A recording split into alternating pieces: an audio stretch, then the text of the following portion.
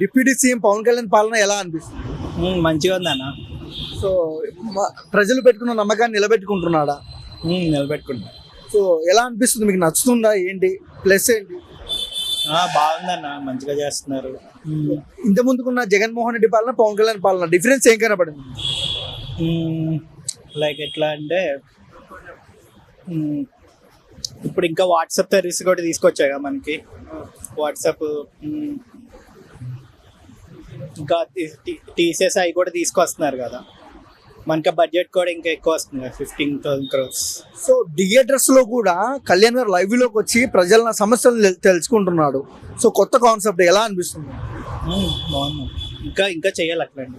So ఇలానే continue అయితే కళ్యాణ్ గారు సీఎం అయ్యే అవకాశాలు ఉన్నాయా? యా. సో సొంత డబ్బులు ఖర్చు పెడుతున్నారు కదా కళ్యాణ్ గారు, దానిపై మీ అభిప్రాయం? మంచిదన్న, అట్లా అందరూ చేస్తే ఇంకా బాగుంటుంది. మిగతా వాళ్ళు కూడా ఇన్స్పైర్ అయ్యి ఆయన్ని. మీరు ఎప్పుడైనా చూసారా ఇలా ఒక రాజకీయ నాయకుడు సొంత డబ్బులు ఖర్చు పెట్టే వ్యక్తిని?